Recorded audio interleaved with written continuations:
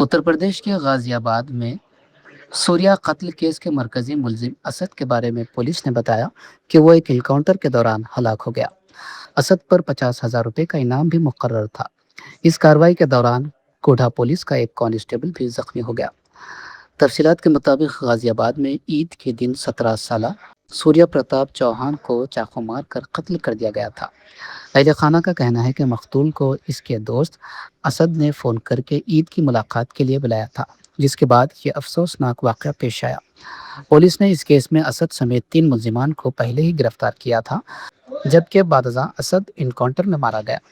असद के चचा आबिद ने मीडिया से गुफ्तगू करते हुए कहा कि असद के वालिद और वालिदा हैं, जबकि इनकी वालिदा सौतेली है। इसका एक भाई भी है जो शादीशुदा है और अलग रहता है, जबकि एक बहन भी है जिसकी शादी हो चुकी है।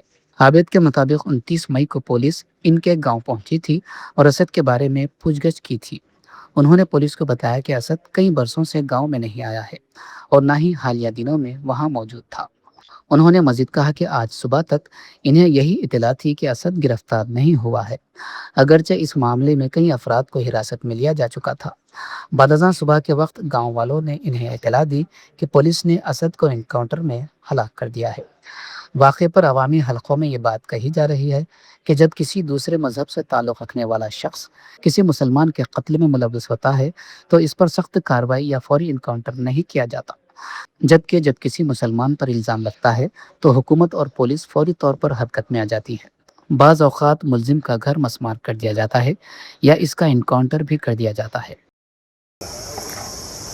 थाना खोड़ा क्षेत्र के अंतर्गत 28 तारीख को एक दुखद घटना हुई थी, जिसमें असद नामक युवक के द्वारा सूर्या चौहान को चाकू मार दिया गया था और जिसमें इलाज के दौरान सूर्या चौहान का देहांत हो गया था।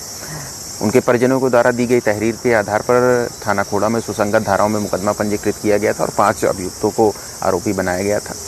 इसमें 3 अभियुक्तों की गिरफ्तारी तत्काल पुलिस के द्वारा कर ली गई थी और शेष अभियुक्त शेष थे, जिसमें से मुख्य आरोपी असद फरार था और उसके ऊपर पुलिस टीम के द्वारा 50,000 रुपये पुरस्कार की घोषणा भी की गई थी।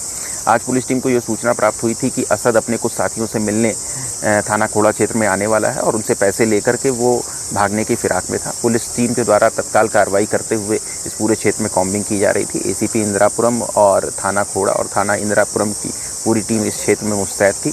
बैरियर लगा के चेकिंग की जा रही थी। इसी दौरान असद अपने एक साथी के साथ बाइक से आता हुआ दिखाई देता है।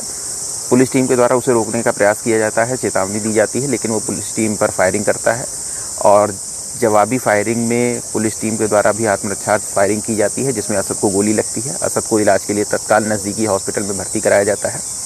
इसमें एक्सचेंज ऑफ फायर में हमारा एक कांस्टेबल भी घायल होता है, जिसको अस्पताल में भर्ती कराया गया है। मौके का फ़ायदा उठा करके जो असद का दूसरा साथी है वो भागने में कामयाब होता है। असद ने जिस पिस्टल से फायरिंग की थी उसको पुलिस द्वारा बरामद किया गया है और एक बाइक भी बरामद की गई है। संपूर्ण घटनाक्रम की विधिवत जांच करके अग्रिम विधिक कार्रवाई की जा रही है। इसके इधर हैं, इसके पापा हैं, इसकी मम्मी है सौतेली और जी इसका एक भाई है वो अलग रहता है, उसकी शादी हो चुकी है और ये 3 ही मेंबर हैं जो एक साथ रहते हैं। बहन भी है कोई? बहन है, उसकी भी शादी हो चुकी है। तो क्या पता चला आपको पुलिस से, क्या ये बात है? नहीं, हमें तो क्या नाम है 29 तारीख में गांव में जहाँ हम रहते हैं वहाँ पुलिस गई थी।